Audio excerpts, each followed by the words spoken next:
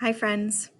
So here we are. Yesterday, you wrote your outline for your paragraph, and today you're going to finish it off by actually writing your paragraph. So I want to get you to notice here what it says in part 2.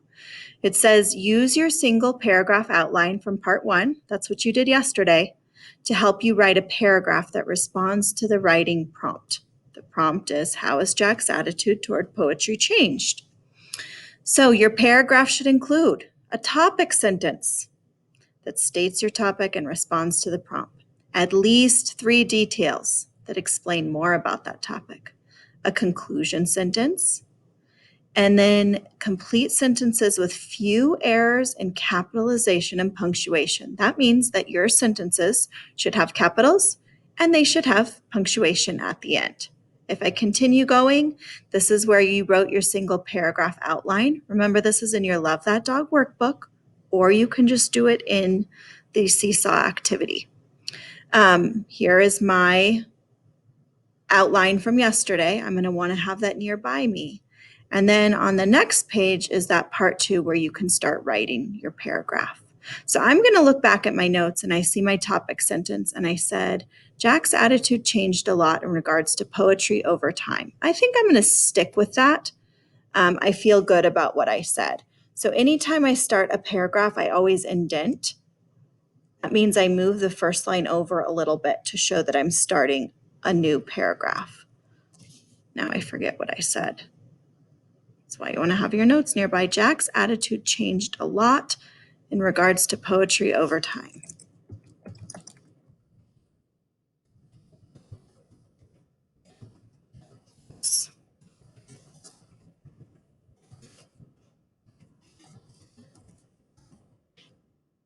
And I'm just going to add a little piece to that. I'm going to say, in other words, Jack learned a lot about what it means to read and write poetry, just like we're learning. Now I'm ready for my 3 details. So the first detail I had was girls. In the beginning, he thought that girls only wrote poetry and that he couldn't do it. Now I wrote that as a note. I'm going to need to turn that into complete sentences, and I'm going to want to use a transition word. So I'm just continuing on. I'm not making this a new line. I'm continuing from right here. So I'm not going to use first. That doesn't make sense, but I'm going to say something like, in the beginning, Jack thought that only girls wrote poetry. And he seemed to struggle with writing poems himself. Okay, there's my first detail. The next detail that I had said, in the middle, he began to write poems, but he wanted to be anonymous.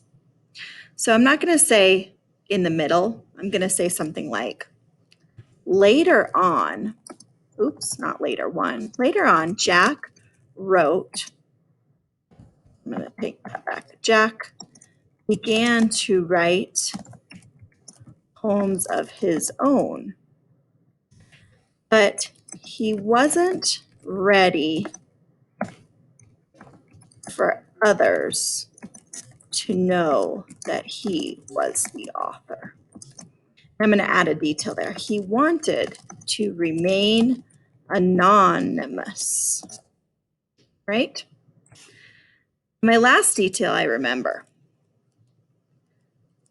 and I'm going to use the word for a transition. I'm going to say eventually.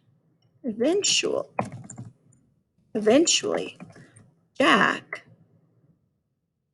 gained some confidence in his poetry and allowed the teacher to put his name on his work.